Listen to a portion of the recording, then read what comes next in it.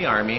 After my junior year of high school, like, you can only enlist like within a year of your graduation date. I think it was the day after I would graduate the next year. I was at the recruiting station, went down to Cleveland Maps and signed a contract. And I knew I wanted to join the military. Didn't know that I wanted to wait and go through college first. So when I was 17, I signed up. Just to appease my mom, I tried college out, didn't like it. And then a couple months after, I was boot camp. And they're like, well, how about you do this? It's got a really great signing bonus. It was nuclear something. I was like, you don't want my name and nuclear in the same sentence. I said, give me a gun, let me jump out of airplanes. And so I ended up in the airborne infantry down Fort Bragg, North Carolina. Well, first boot camp was in Paris Island, and then I went to Camp Lejeune for my duty station, and within a year I was deployed. May of '97, I went to Misawa, Japan. I spent the rest of my time there. Helmand Province, Afghanistan. Okay. I remember this day so thoroughly, sitting at church with my mother on December 27th, right after Christmas. We went on Christmas leave, and I'm sitting there with my mom at church, and I get a phone call while I'm in church, and it was my squad leader saying, hey, you got 48 hours to get back to Fort Bragg. We'll be deploying. We got called up for the final surge into Baghdad. Our mission was to pretty much go into Sadr City, and at the time, really the only people who go into Sadr City were special operations, like the Navy SEALs and the Rangers, and it was completely a shock because I've never been anywhere but Ohio and Canada and Florida. We were there for 15 months. I spent 2 weeks of my 19th year live in the United States. I had 2 birthdays in Baghdad, so. Mine was overseas, so I drove big up-armored trucks around supply, pretty much bringing stuff from the back line to the front line. So I was in signals intelligence. I had a top secret clearance. So everything I did was behind, closed doors. It's supposed to be a 7-month tour. I was there for a little over a month. Like, there was a lot of stuff that we had to learn and be on the watch for. I started off as a driver because I was the newest guy, and then by the end of the deployment, I went to gunner, and then from gunner I moved to dismount. I was in charge of rear security for my entire convoy every time. And then at dismount, when we go on raids, you're in charge of going in, or we found an IED one time and we had to go and inspect it and make sure, so it got a little bit more and more dangerous, and you had a lot more responsibility because your buddies really require you to perform your job as best as you can to make sure they go home too. And there was a white car pulled off to the side of the road, and we were looking at it. There was a guy in there, so we had a couple guys go over and check it out. The guy was just drunk. He was sitting in his car, and so we got him to go away.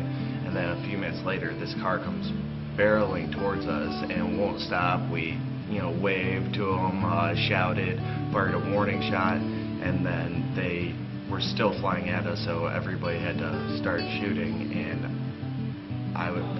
it was just instinct for me. I just turned, shot, and then I was like, afterwards, I was shaking. I was like, did I really just do that? I was driving, I guess, and I woke up in Germany 7 days later. I don't remember anything. Yeah, I ran over a pressure plate IED. Pretty much it. Mine's my stuff is a little touchy. I was a victim of MST, which is military sexual trauma. I lost a really good friend over there, and he was on the stretcher, and when they came, he was in another platoon, and they came flying up in their trucks, and I just saw all my buddies getting out of the trucks, and then they're all like yelling, and watching them carry him to the helicopter for the medevac. And then I also have a friend of mine who's paralyzed now, and I had to him there, and he looked like he might not make it. And you know, you have such a bond with those guys, brotherhood, that it was hard seeing him that way. And I'm happy that, you know, I wish he was in better health. You know, I wish he wasn't paralyzed, but that was probably the most frightening thing, because knowing that this, I mean, it's real life. It's not playing a video game. It's, you see people you care about being really injured.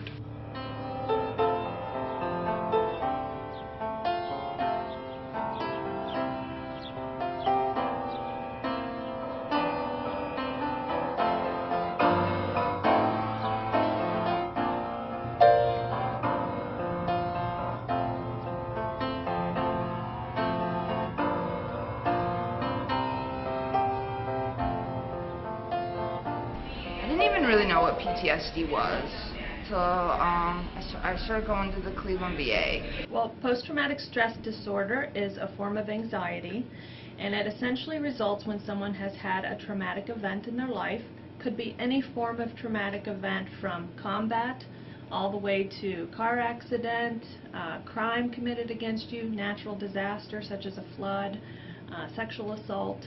So any of those events are what we call outside the realm of typical human experiences, and so they lead us to have a trauma response. Just like confused. I don't know. I didn't know. I feel like someone was like mixing my brains or something. Like my mind, I couldn't think straight. Didn't know what I wanted to do. Some of our veterans are deployed for not just one time, but some 4, 5, 6 deployments. And some of those deployments are a year in length.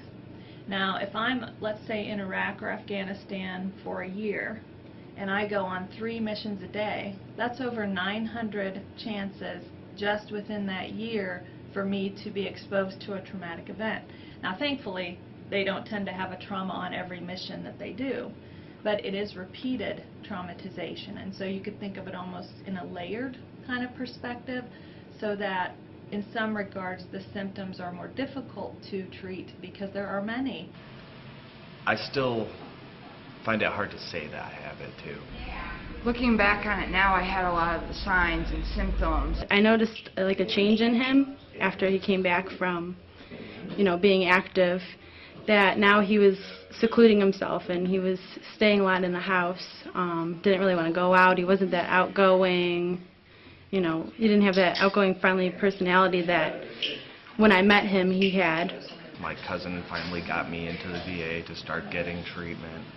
Okay, so there's 3 main categories of symptoms. One is the re-experiencing symptoms, and you might imagine these are things that cause you to re-experience your trauma. So this could be nightmares or dreams. But I get the anxiety, I still have nightmares. It could be just intrusive memories that you have throughout the day, just pop into your head completely from nowhere.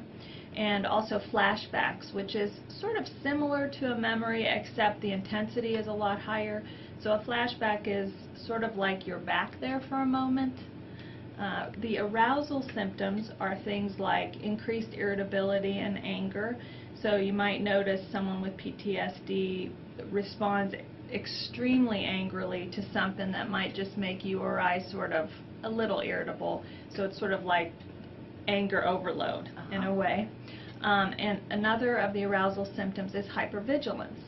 We sit at a restaurant together and we know both of us are watching a certain direction for a certain reason. We all have our backs towards a wall so we can see most of the room. And hypervigilance creates the need to scan the environment, to look for threats, to be constantly on guard of where danger might be.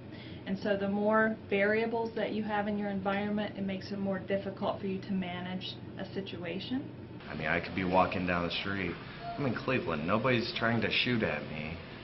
But I see a crowd of people and I just think, what's the worst thing that can happen? And I'm going left and right in my head, not knowing what is going to happen. But the odds are, I'm not in Baghdad. And the third area is avoidance symptoms. And so this is things like avoiding people, avoiding crowds, avoiding things that remind you of your traumatic event. I have problems with crowds and just going outside really, and then sometimes loud bangs or something will get to me. I'm a big avoider, and I didn't get out of my house much at all. I only left if I absolutely had to. I couldn't go anywhere. The only places I would go is the bar and home for the first few months. Avoidance also comes in a little bit more subtle ways, such as avoiding engaging in relationships, so being kind of fearful of trusting and keeping oneself at a distance. Confrontation is a big trigger for me. I want to just run away. The other thing we see a lot of is drug and alcohol use, and people do that in an attempt to try to cope with those symptoms. So if I'm feeling anxious or depressed, if I drink a 6-pack or a 12-pack, that's going to make me feel calmer, but that's going to create a whole nother load of problems. He was always at the bar. It seemed to be the only place that he was really comfortable outside of his house. Well, like I said, all I was doing was sitting at home and going to the bar, and that's the only places I'd go.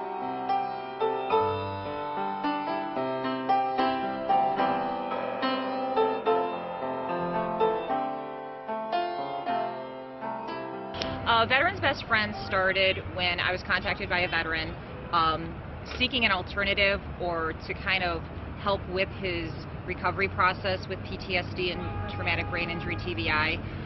He was doing the traditional route of counseling and medication, but he wanted to get away from the medication because of the side effects that it was contributing, and it still wasn't helping him deal with being out in the public.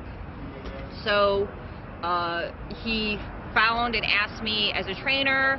I had just come off of finishing my bachelor's degree in psychology and actually wrote a paper about animals in therapy and learned more about psychiatric service dogs. So it just developed out of that. Using my rescue history and my training ability and the understanding, and I learned more about the military culture and PTSD and TBI, and it evolved into what it is today is Veteran's Best Friend. So whatever distance you think you can, just maintain control of your dog.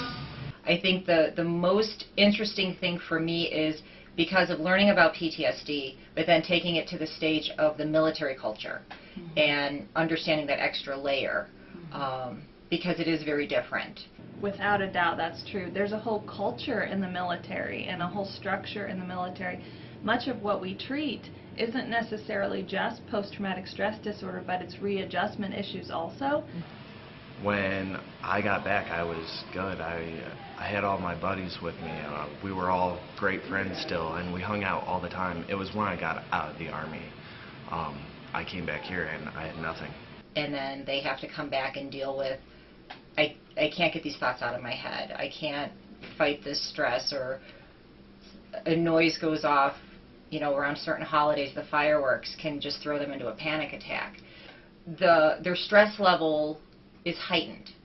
So what used to stress them out before, it takes a lot less to get them stressed. So that's the interesting thing with the PTSD that I found out.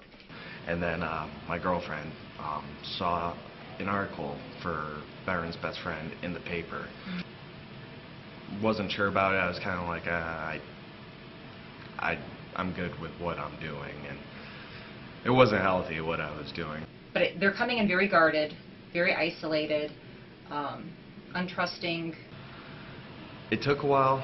I came and met Lisa at the mall one day, and my girlfriend did all the talking for me. I was nervous. I just wanted to get the heck out of the mall. I still don't like going into malls by myself. And So I came in contact with Lisa, and Jesse was really nervous. And like I said, I wasn't doing any of the talking really. My girlfriend was, and I was shaking. I was looking around, and she's like, "You okay? You want to put your back against the wall?" And like she knew it. She knew what I was going through. She knew I wasn't comfortable. I actually met Lisa and Sandy at the Berea Gun Show. because military people love guns. So I met her there. I didn't go up and talk to them because I was pretty shy. I'm not very sociable. I don't like talking to people. So my best friend was with me. He went up and talked to him. But once I met Dana and met her and her dog Lex, it pushed me to take that step. When they come to us, I'm not saying it's their last resort, but it's something that they want to try that's different than what's been mainstream for them.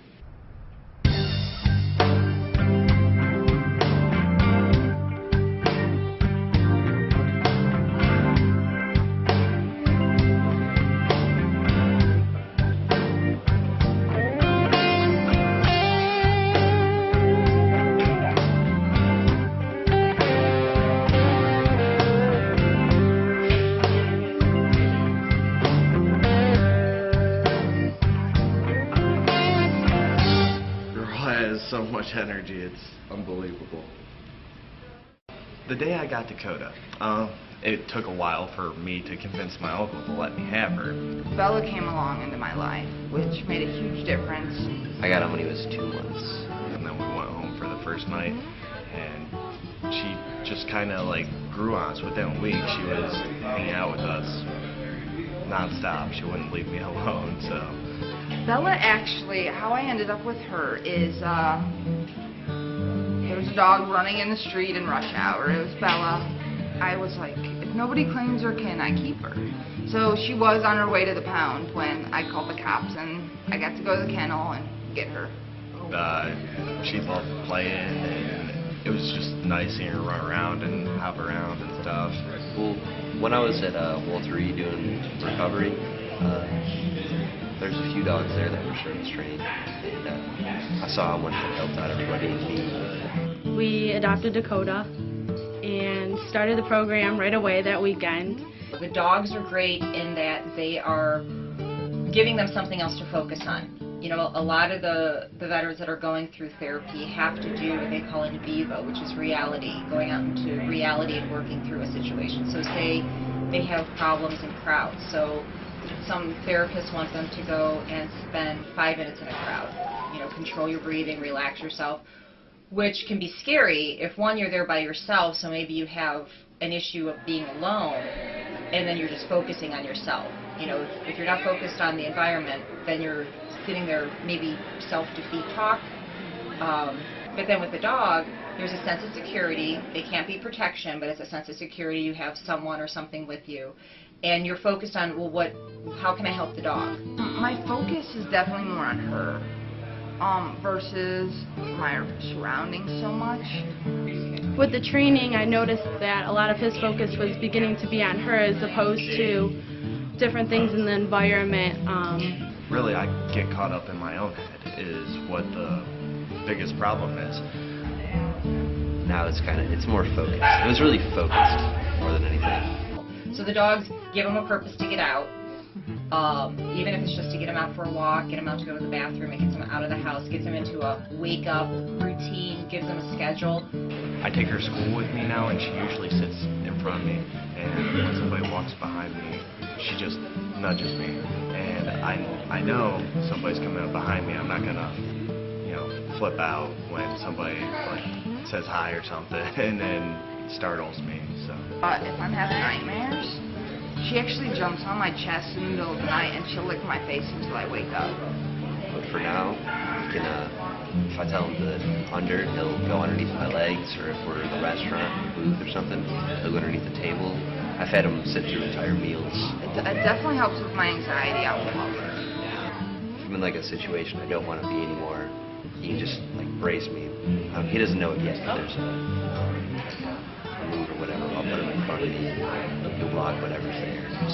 I'll pay attention to him instead of what else is going on. And we're working on touching the medication and everything. We're working on retrieving it for me, because sometimes I get these headaches and I can't really move. I can't really do anything, so. And it actually helps me deal with people approaching me and stuff, because the focus is more on Bella than on me. And since the leg, I'll be able to, if I fall down, I'll be able to brace myself. Or get myself back up, holding on to him. We had a group one day, and one of our veterans who has a service dog was in the group, and there was another veteran in the group who was having kind of a, I would say, a difficult day. His symptoms were more bothering him more that day. He was feeling more agitated, more anxious. And one of the things the service dogs are taught in their training is to help soothe the veteran. And so the way they sometimes will do that is by coming up alongside the veteran and kind of, in a sense, forcing the veteran to touch them. So it's feeling their fur and feeling the warmth of their body. And so the dog actually came up, and this other veteran had known the dog from being in the group, but he came up and actually kind of laid across him. And so it sort of forced him to kind of pet, and in that sense, there's actually research to suggest that it decreases your heart rate, and, you know, being with animals is therapeutic in that sense. But when I saw that, I was like, whoa, that's pretty powerful. He'll just like comfort me. He'll come up to me. He'll sit there and lick me or something, settle me down. And so when I do get really stressed out in it, emotions start, I can get her on my lap. That's one thing I like about Bella being small. She can get on my lap. I can pet her. She kind of grounds me, brings me back to reality. Night terrors and stuff, when Dakota came along, he seemed to have a decrease in those. And it really helps. I don't know what it is. Just, you don't feel so sorry for yourself. You know, my veterans will be sitting in the chair, and their dog will be right there and be alert. So if we're having a difficult session where the veteran is talking about a difficult trauma experience, they'll be right there. So they'll, you know, put their head on the lap, or, you know, do something to make sure the veteran knows that they're there. It's a very powerful bond that they have. And until you see that, I could see how people wouldn't quite understand it or buy it until you kind of see it happen in front of you. So pretty awesome. Got Dakota, and people look at me funny, but hey, that's okay. If they're just looking at me funny, it's a lot better than them not being able to see me, because I'll be at home or at the bar. The dog is unconditional in their attention, their love, their companionship. They don't judge. Just that constant, unconditional love, and the support she gives me. Some of the veterans are coming back, maybe battling some values, ethics, morals that they were raised on. You know, they were faced in life and death situations, so they might feel judged by society, even family and friends, where the dog's not going to judge them for what they've done, or even how they look, or anything like that.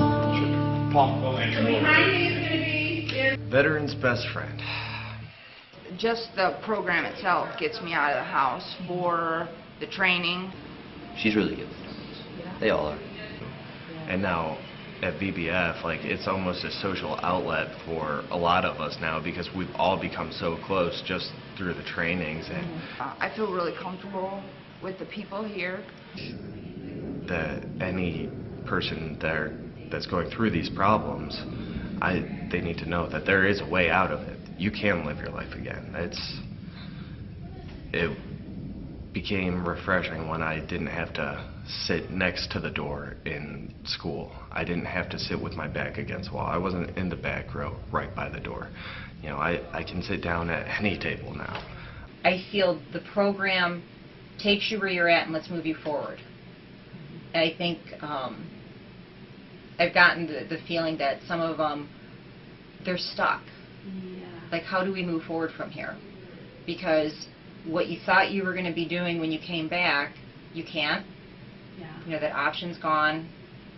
You know, so they're trying to readjust to not just civilian life, but all my hopes and dreams have changed. I don't know where I'd be right now. I don't know if I'd still be sitting at the bar, or I would not be in school. I might not, you know, who knows where I'd be. It really has probably saved my life. Going from being able to do nothing to living my life again really has been a blessing. I took Dakota to a Cleveland Cavaliers game, and they gave us tickets, and we sat like right down on the floor, and I went with some of my family, and I was a little bit anxious, but that's something I would have never done, and I I can see my life is going back down the right direction. I mean, there's still things I have to work on, but without Veterans Best Friend, I don't know what I would be doing. America, America, God shed His grace on thee and crown thy good with brotherhood from sea to shine.